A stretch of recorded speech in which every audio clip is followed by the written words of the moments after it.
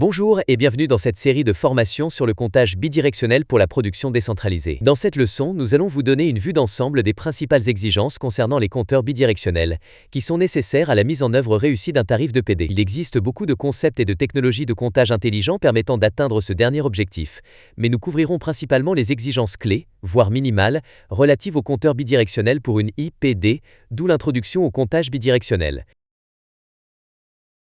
Dans cette vidéo, nous allons d'abord examiner ce qu'est un compteur bidirectionnel et comment il fonctionne. Ensuite, nous allons vous conseiller sur certaines exigences minimales clés en matière de compteur bidirectionnel qui vous permettraient d'assurer le comptage et la facturation des clients autoproducteurs. Nous allons ensuite examiner les exigences relatives au registre de données et à l'espace requis.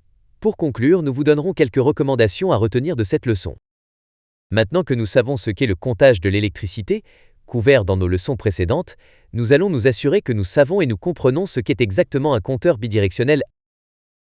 La définition de base et l'objectif du comptage bidirectionnel sont les suivants.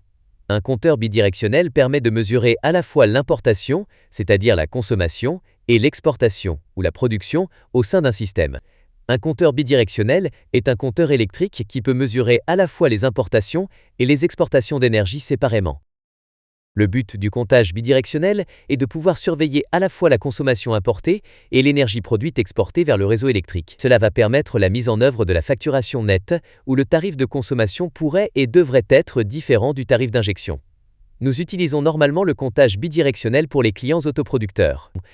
Vous pourriez faire valoir que cela n'est nécessaire que pour les clients qui ont l'intention de réinjecter de l'électricité dans le réseau. Mais il y a des avantages supplémentaires à l'installation d'un compteur bidirectionnel. Par exemple, pour surveiller le client et s'assurer qu'il ne réinjecte pas d'électricité dans le réseau, et si, à l'avenir, le service public et le client décident que l'IPD envoie de l'électricité vers le réseau, le compteur correct aura déjà été installé. Point@ci. Récapitulons comment le comptage bidirectionnel fonctionne.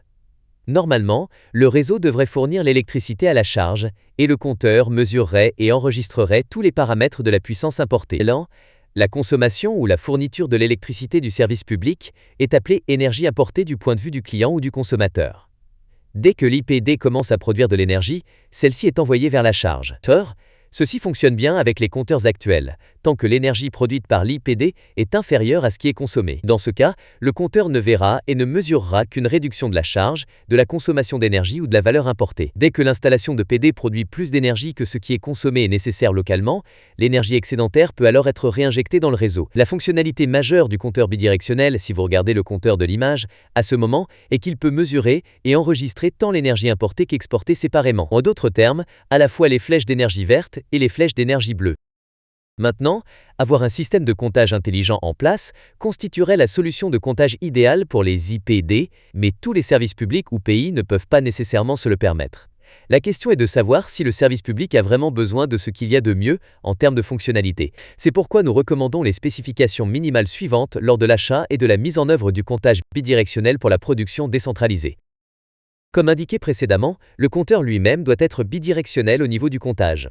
Cela signifie que l'énergie active importée et exportée doit être mesurée, ce que, typiquement, un compteur à 2 cadrans peut réaliser également. Le compteur peut aussi mesurer l'importation ou l'exportation de l'énergie réactive.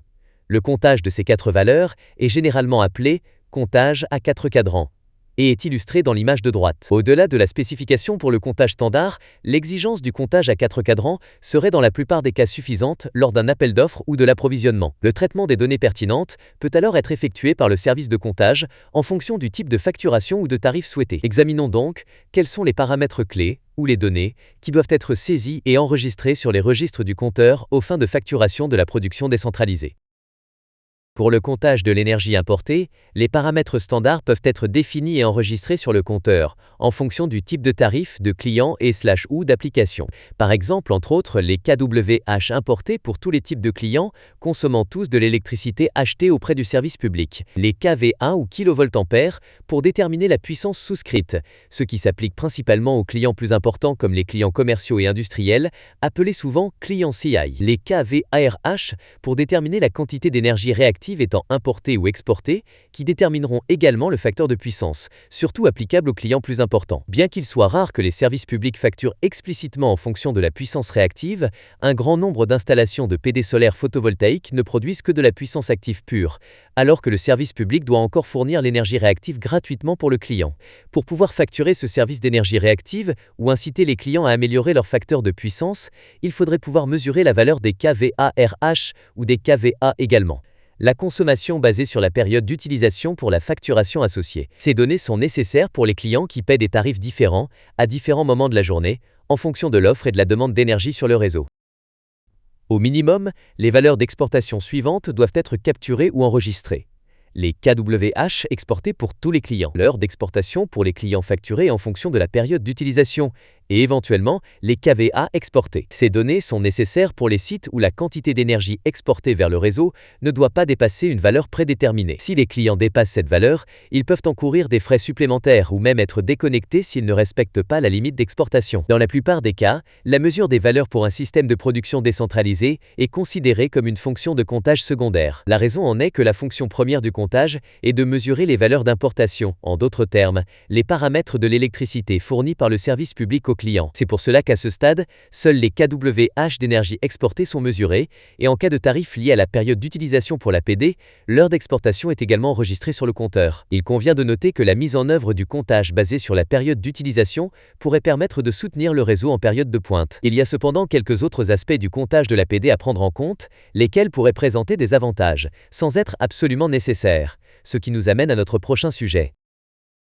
Outre les valeurs minimales de comptage proposées enregistrées pour le comptage de la PD, il y a quelques autres paramètres clés à prendre en compte pour le comptage et le stockage sur les registres des compteurs. Ces options clés comprennent, entre autres, la demande active en kWh, à la fois pour l'importation et l'exportation de l'énergie active ou réelle. La demande réactive en kVARH, qui est couramment utilisée pour, là encore, les gros clients CI, commerciaux et industriels, et généralement pas pour les clients résidentiels. La demande apparente en kVA, encore une fois, principalement pour les gros clients tels que les clients CI. L'heure d'utilisation pour les clients utilisant des compteurs horaires, le compteur enregistrant l'heure et appliquant des tarifs spécifiques en fonction de l'heure à laquelle l'énergie a été importée ou exportée. Toutes ces valeurs sont saisies et stockées sur des registres individuels à l'intérieur du compteur. Malheureusement, les compteurs sont fournis avec un nombre limité de registres et d'espaces de stockage, ce qui signifie que tous les paramètres de comptage ne peuvent pas être saisis ou stockés sur le compteur. Il est donc important d'identifier les valeurs clés qui doivent être saisies à des fins de facturation. De plus, les paramètres de comptage peuvent être stratégiquement sélectionnés pour que d'autres paramètres ne pouvant pas être enregistrés puissent être calculés. À titre d'exemple, au lieu de configurer le compteur pour qu'il enregistre le facteur de puissance ou la puissance apparente, il peut mesurer uniquement les puissances actives et réactives, de sorte que le facteur de puissance et les kVA puissent être calculés à l'aide des données enregistrées. Alternativement, ou outre cela, il faut spécifier un compteur avec suffisamment de registres de comptage et d'espace de stockage pour pouvoir enregistrer plus de paramètres de comptage pour une période plus longue. Nous voici arrivés à la fin de cette leçon. Quelles sont les informations clés à retenir de cette vidéo ? Pour que les services publics puissent mettre en œuvre les tarifs de PD, ils auront besoin de compteurs avec une fonctionnalité de comptage bidirectionnel.